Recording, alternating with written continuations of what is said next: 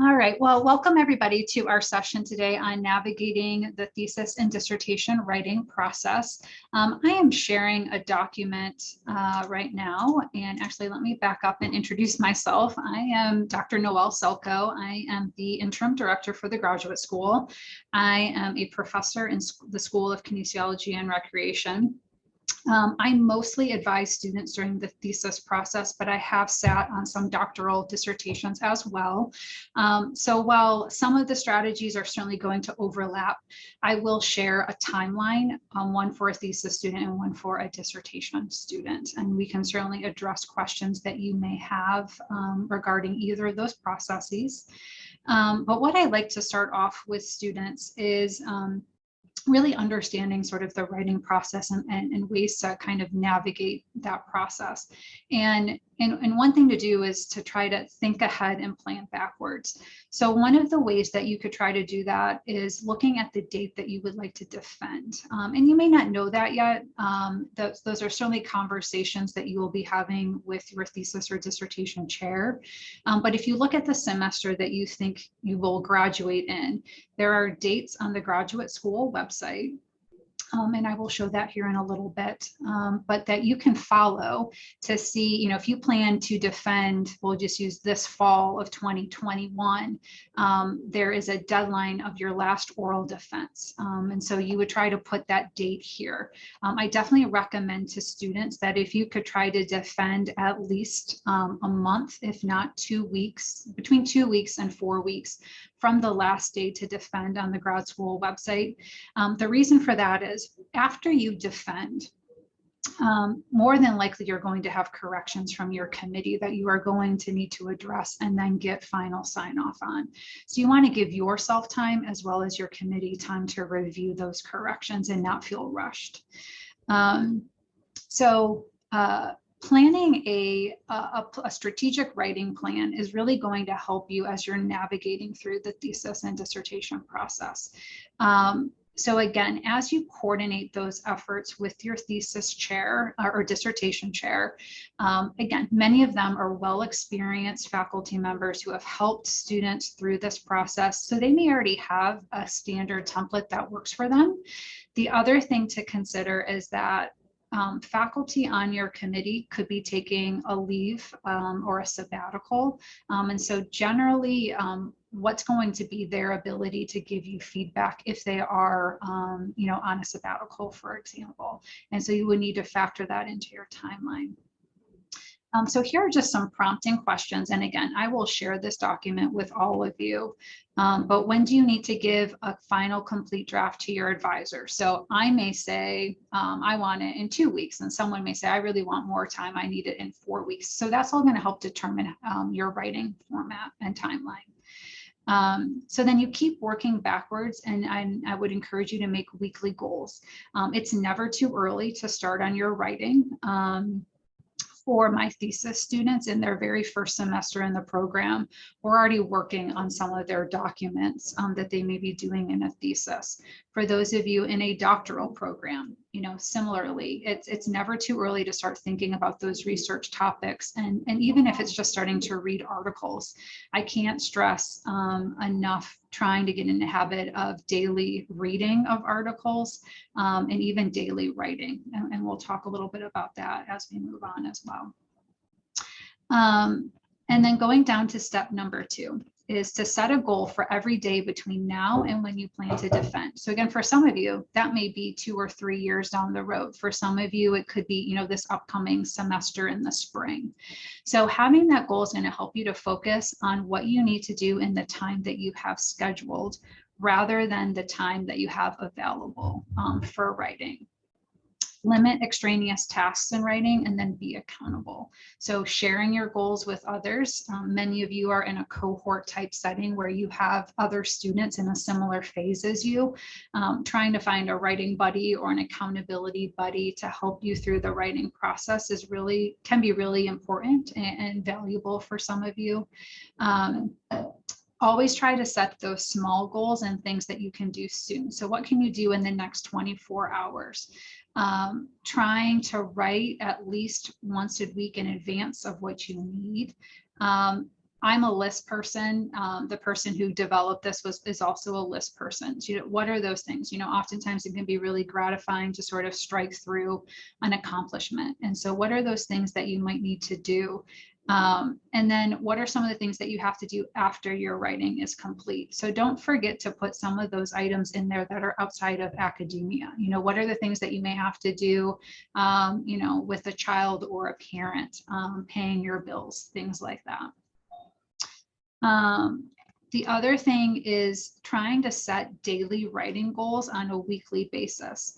When I was doing this, I really tried to keep writing like a meeting. So very similarly to a meeting that you may have with a professor or a colleague or a faculty member, more than likely you wouldn't miss that meeting. So writing should be looked at the same.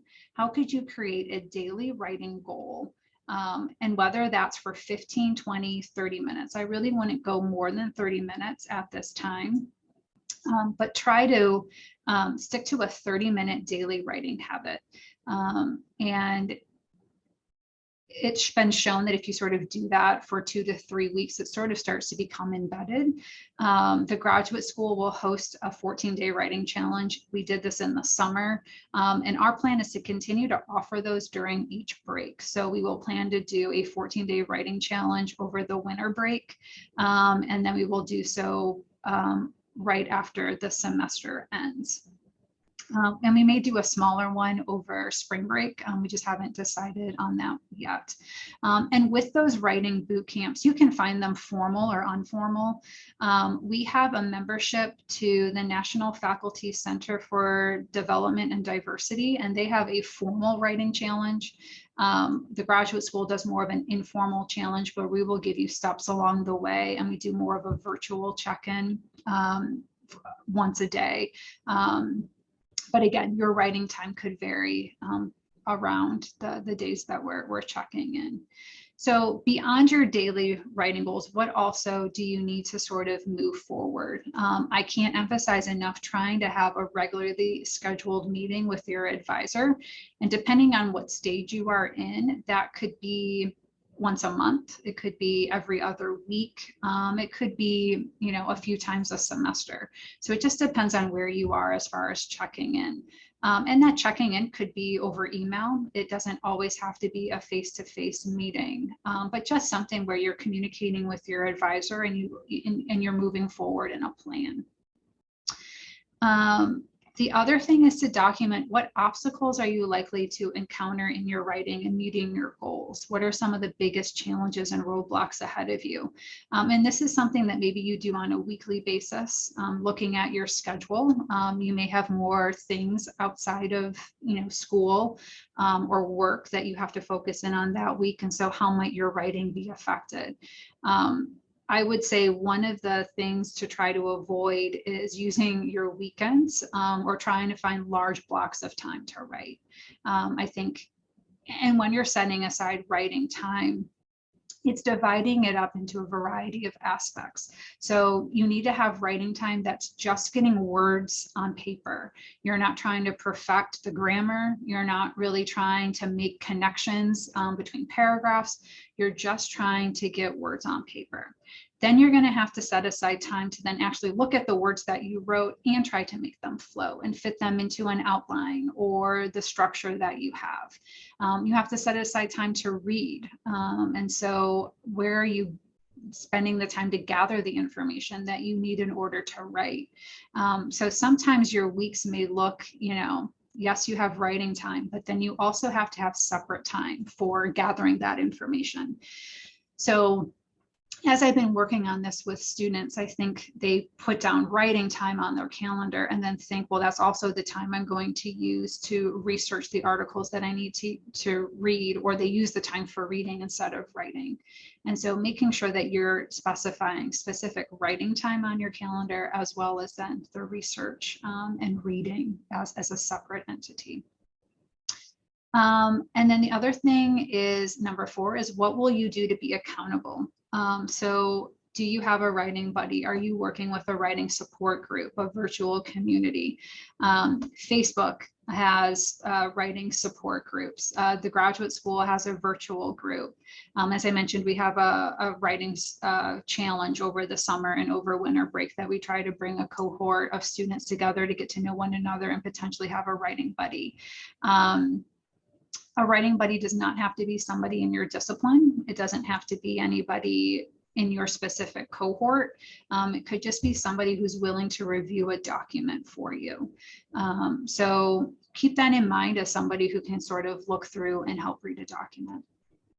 And then what will you do to celebrate when you're done? I think it's important that you have rewards for yourself. Even if you have a terrible first draft, it's still a start, and it's getting words down and trying to get thoughts down. So try to have reward yourself and give yourself a sense of accomplishment as you are continuing to work on writing.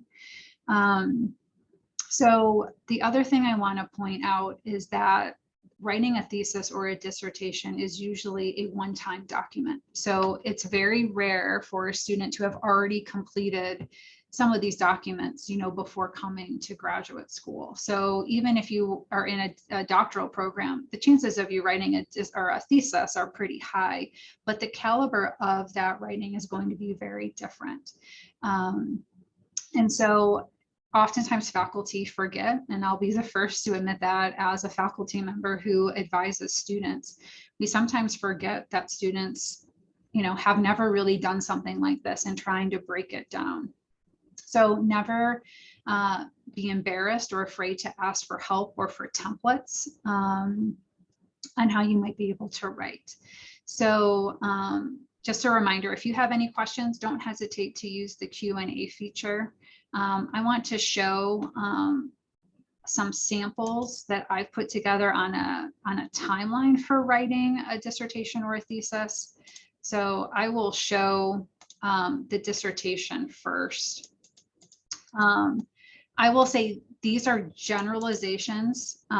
This is something that you definitely need to ask your advisor about. Every program may have different suggestions, and projects can move faster and slower. So this sample is really just to give you an idea of what a timeline looks like. I like to do my timelines in reverse order. And so with the dissertation, the graduate school, you need to approve of that formatting. You have to defend, and when's the outcome of defense and your checklist to the graduate school. Working on your corrections and uploading a final draft to ProQuest. What date are you going to put there? Scheduling your defense, and my suggestion was at least 1 month prior to the last day to give yourself some time to do your revisions. You need to submit a right to defend. So I'm not going to go through all of these, but essentially what I've put on here are some of the requirements that the graduate school needs, as well as, IRB submission and approval, the oral proposal, some draft of your documents, and so on and so forth. So again, this is sort of towards the later end of defending that dissertation. And then for a thesis, it looks fairly similar. And I did this one not in reverse order, but these were sort of the different processes. And again, every program's unique, and projects can be shorter or longer depending on that project. And like I said, I will share this with all of you. I wanted to bring up the graduate school website.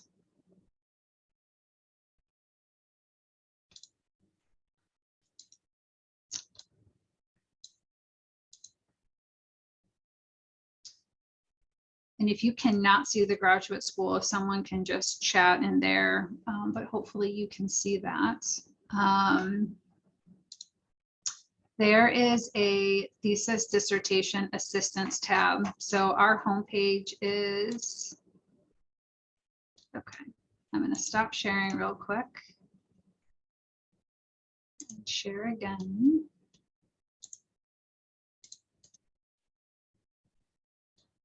Okay, so hopefully you can now see the graduate school webpage. So grad.illinoisstate.edu. And we have a Thesis and Dissertation Assistance tab.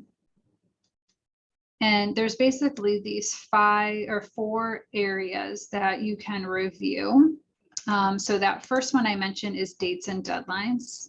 So for those of you that may be looking to defend in this coming May or even a year from now, year and a half from now, we have those dates available to you. So for example, the last day to do your oral defense for a dissertation is March 21st, for a thesis is April 4th. Then you have to do your final deposit. So we've built in a week here for at least to give you a week to work with your committee, but I would give yourself a little bit more.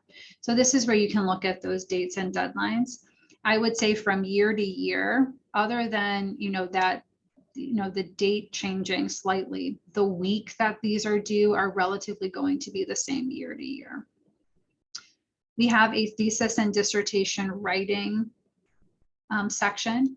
So we have several how-to videos. So how do you set up your ProQuest account, which is what we use to upload all of your theses and dissertations. We have adding or deleting pages within the template. So again, just an overview. We have a Word template that you should use for your documents. So we have those available for you here. For those of you doing a traditional format, we have a template for you. If you're doing an MLA, we have a template for you. I can't emphasize enough, again, using these templates. They essentially are designed to sort of fill in and do the majority of the formatting that you need for your writing. So no matter how early you start in your writing, I would use this. It's also cut and paste friendly, and there's a how-to video on how you can do that. We also have a journal format, and your dissertation or thesis chair will tell you which format you should follow. We have some guidelines on the proposal as well as your defense and sort of, again, the different forms that you may need. So again, just wanted to show you the website for that. The other thing is we have a graduate student resource page on ReggieNet. So graduate student resources. All of you have access to this. If it's not pinned to your bar, if you go to this 9 squared pane, you can see all of your sites and it'll be listed under projects. And if you highlight the star, it'll show up on your bar here at the top. And we have writing support. So we offer a variety of ways to help with writing. We have a writing specialist who you can make a one-on-one appointment with to sort of review your document. Again, not necessarily editing, but could look at some formatting as well as content or ways to help you, again, sort of understand, where you might need to improve on some of your writing. And then we have different areas. So there's some grammar support, writing support, reading support, and there are essentially PowerPoints. I'll click on writing support here. So for a class, maybe you have to write a discussion, how to write a discussion board post, editing approaches for communicating effectively in another language. So this might be for our international students where English is not where English is the second language. And so learning to write and communicate ideas efficiently. Top 10 or 11 top thesis and dissertation mistakes, how to write a lit review quick guide. Again, these are all meant to be sort of self-paced PowerPoints for you to get some tips. Again, with the caveat, every department's going to be a little bit different. But I wanted to show you all of those resources that you have available. We pin these also in the weekly newsletter. So, again, if you want to have access to those things. In the navigating the thesis and dissertation writing, and I'm going to stop sharing here. But the other thing that I like to emphasize is, trying to find that supportive committee so that you can have that mentorship piece. So not only are you working on this document, but you have essentially a team of people that should be helping to support you through this process. So for those of you doing a dissertation, minimally is 3 people from your department. And the majority of them, we need to have what we call full graduate status.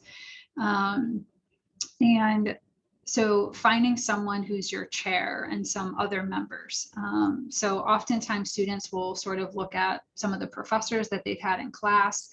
Some departments do like a research sharing, maybe in a seminar class where other faculty come in and talk about their research expertise.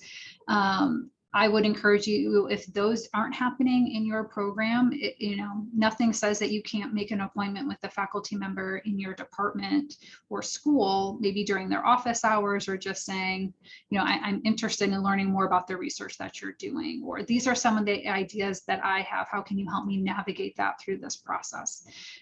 So really, first and foremost, it starts with meeting with the faculty. And again, it's never too early to do that. And starting to have those conversations early. Maybe you're not quite sure what area of research you want to do, but you find the passion and enthusiasm of another faculty member, and that sort of draws you in.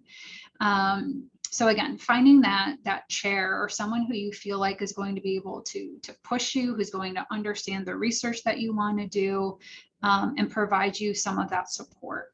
And then once you've identified the chair of your committee, using them to help you maybe find, recommendations for the other faculty members in the department that might be of interest. So again, maybe they have similar research areas, they work well with the chair.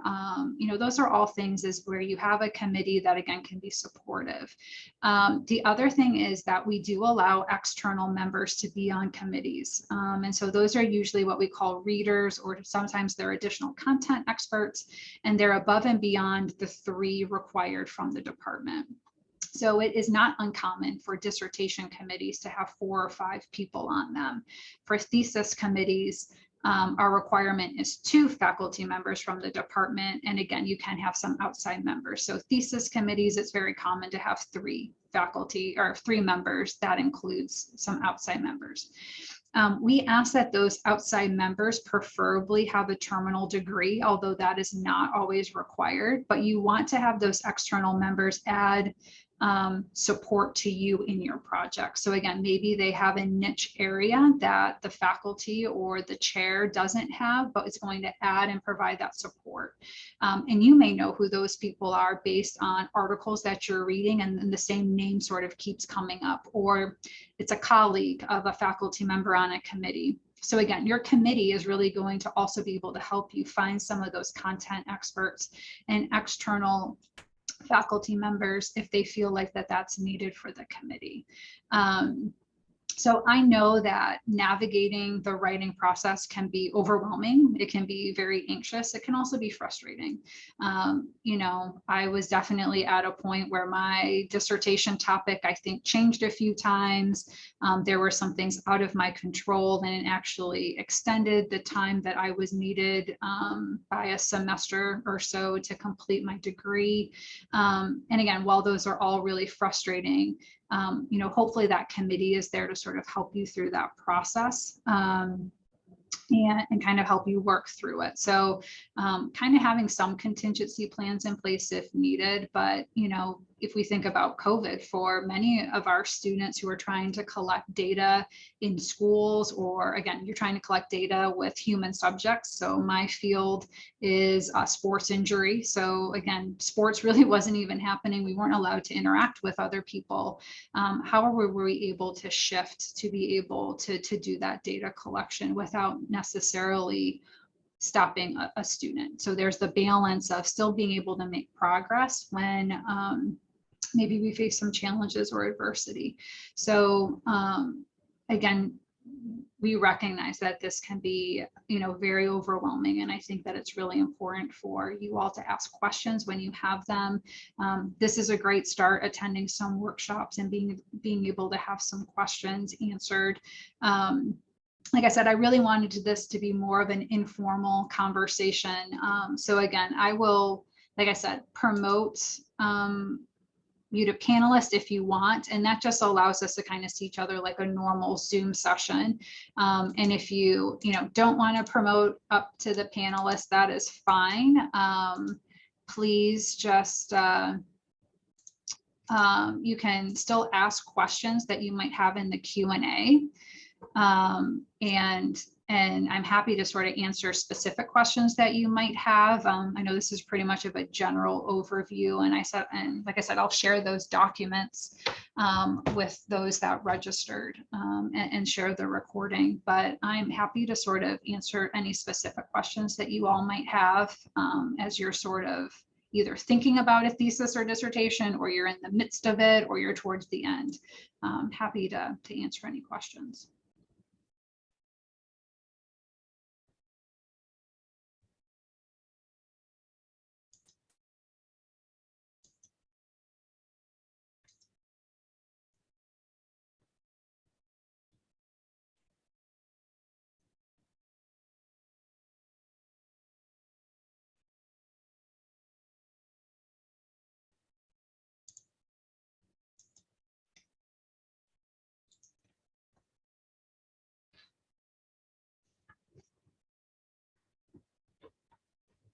Well, as you may be thinking of some questions or writing them in, I really want to also just say that the graduate school is here to help you through these processes.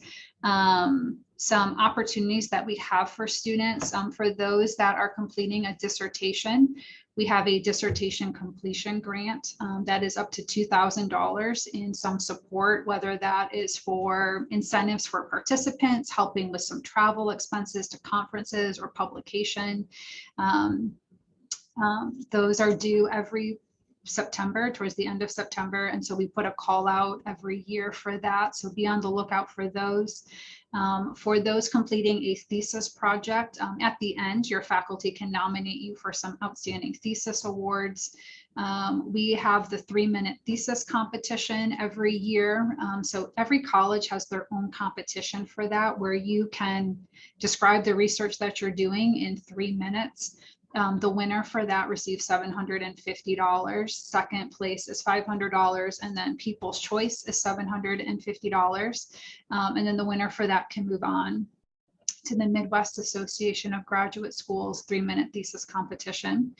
We also have our University Research Symposium that takes place every April, and that is a way to showcase the research that you're doing as well. So we have some opportunities to support students through their research, as well as recognize all the hard work that you're doing. The graduate school will also host several workshops throughout the year. This is one of them where we can just sort of talk and have an informal conversation, again, share some resources for you on writing support. Our hope is that whether that is this upcoming spring, but more than likely next fall, is trying to have more of a writing series where we can sort of build on some different things and maybe break down the writing process. So, talking more about a lit review or outlining a method section, writing an introduction and things like that. So again, to be very general, it doesn't mean that it would apply to all of the specific programs, but try to have more of a sequential writing support for students. And again, record those so they're available for you.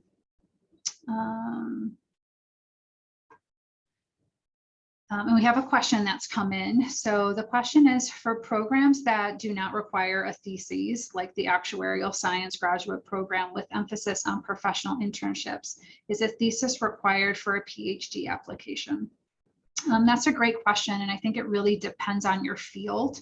I can speak personally from our field. It used to be one of those things where theses were required and were often looked at as being a very prestigious accolade if you were able to complete them.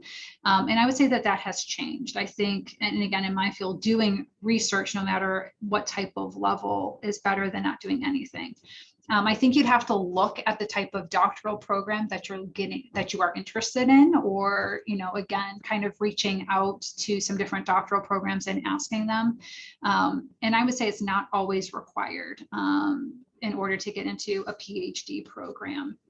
I would say we're seeing less of that requirement, but you may want to know if being involved in a research project is something that might put you above another candidate. And so I think for programs that do not require theses, if you are ever interested in doing research, there are opportunities where you could do an independent study, potentially working with a faculty member on a project that they're doing.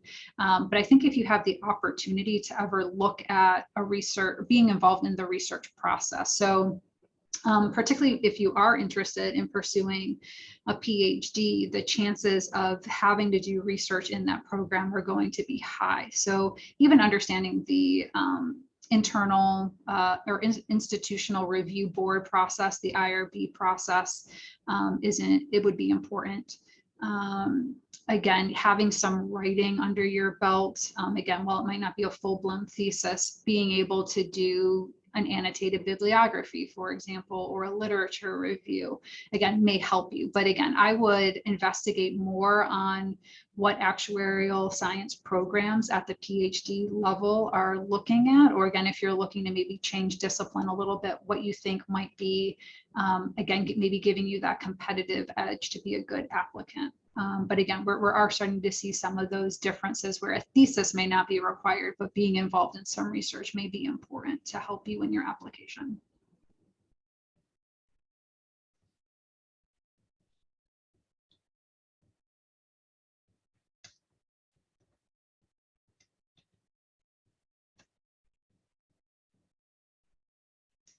So a question I often get a lot is, how long is a thesis or a dissertation? And that's a really hard question to answer, because it is going to vary discipline to discipline.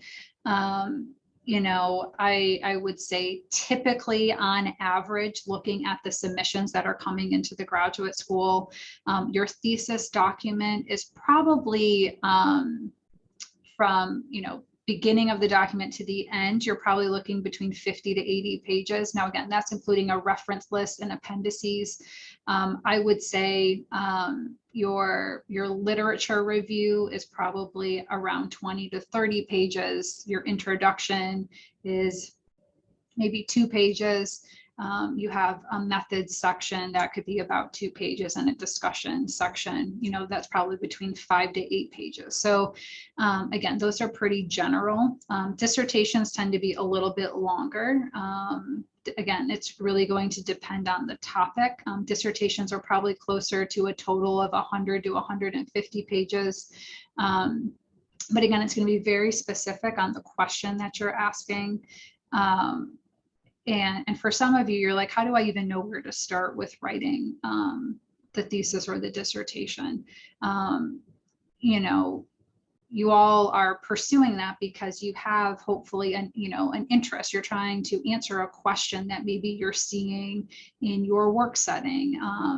So not to go back to my students, but they're working as athletic trainers. So they're seeing patients on a daily basis. Athletes, you know, why are they getting injured? For those of you maybe working in education, you know, are there best practices for teaching students with disabilities or marginalized students? So there are lots of things that you might be interested in, and how do you sort of narrow down that question? And I think that's where having conversations with your faculty are really important, because they can help narrow down that question for you, or kind of give you some of those rhetorical questions back. Okay, you're interested in this area. Why? How specific can we get in trying to narrow down that question? So with your thesis or your dissertation, you're not trying to solve the entire problem. There's no way we can do that. The thesis or dissertation gives you an opportunity to answer a very specific question and sort of answer a gap in the literature that hopefully builds upon itself, so that you can sort of be continuing to ask similar questions. After you do your project, there's going to be more questions that you're going to have, and hopefully for some of you want to continue to answer them. So you continue to do research and investigate and collect data and analyze it. So again, that can be overwhelming, where you have this very global or large question, and how do you narrow that down? And that's where reading the literature is really going to be. So before you can navigate the writing process, you have to sort of understand what is currently out there, and not be biased in what you're looking at. So what are you getting that is supporting your question? What's refuting your question? And how can you sort of come to that middle ground of what your question's going to be and sort of fine tuning it? And then your literature review is really the piece you work on next, which is, okay, now that you sort of have this question, what literature is out there that surrounds it? You're trying to become the expert in that area. So understanding the theories and understanding the research that's already been done, what has been found by those other researchers. Again, where is sort of that gap area that you're trying to answer that question? Once you sort of know that gap area, then that allows you to set up the methods for the project that you want to do. And then once you have those methods down, then you sort of conduct your experiments, or you do your surveys, or you collect on human subjects or animals, or again, whatever type of project you're doing.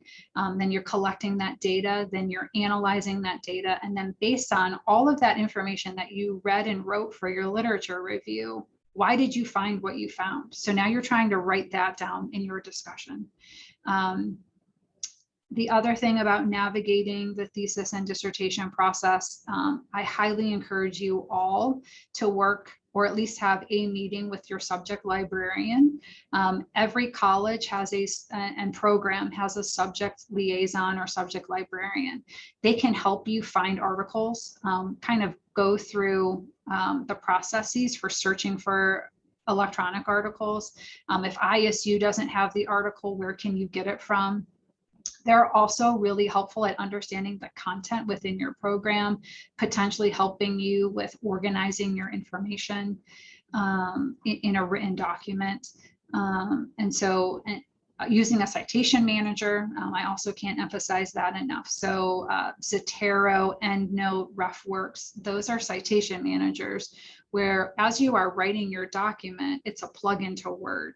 And as you are then writing in something that you want to reference, the plugin will automatically put in the reference that you want and start creating your bibliography.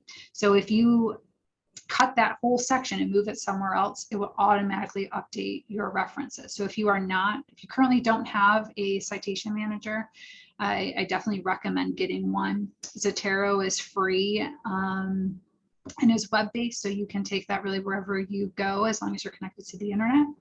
And so when you're writing a thesis or a dissertation, you probably want to be more on the conservative side of referencing. So being more, referencing more often maybe than you think that you do, but you always want to give credit where credit is due. And so we have some workshops on plagiarism and how you can avoid some of that. So I would recommend either attending one of those or looking at some of the resources that we have on that ReggieNet site about plagiarism. But I know some students, they feel like they're not plagiarizing because they're referencing or they're quoting, but sometimes that isn't done correctly. And so we can provide some tips for that. So that's pretty much all I had to share as far as navigating the thesis and dissertation process. Again, I'm happy to answer any questions if you want to put those in the Q&A. But I really would say that we're here to help you through that process. Remember, it is a process. We're not expecting you to know how to write this document coming into your program, and that it really is a step-by-step process and taking things day by day. This is not a document that you can procrastinate on. You really do have to plan some daily writing where, again, like I said, you can just get words down into a word count, that you have writing time, reading time, and then formatting time. And you don't always have to do the reading or the formatting every day, but I think it's really important to try to get that writing habit down every day. And then lastly, I would say make a timeline for yourself that has wiggle room built into it, so that if if a deadline is missed by a week or two or a month, it's really not the end of the world. You can get back on. But again, working with your thesis or dissertation chair on that timeline, because they know the program as well. So they know how fast or quickly students are moving through. They know, again, to plan for some of the unexpected things that sort of can come up. So I would, kind of work on that document as you meet with your advisor as well. And I'll just finish with, this is really general, and every program is going to be a little bit different. So, well, hopefully, you should be able to take many of the things that I've shared today. Also know that your programs may have, again, specific things to help you, or specific ways of how they want their documents or when they want things turned in. So make sure that you also understand the expectations for those as well. So thank you again for joining us today. I hope to see you again at a future graduate school session. I'll stay on for a little bit if anyone wants to ask any questions, and I'll stop recording just so that that lull time isn't there. But again, thank you very much and hope to see you soon.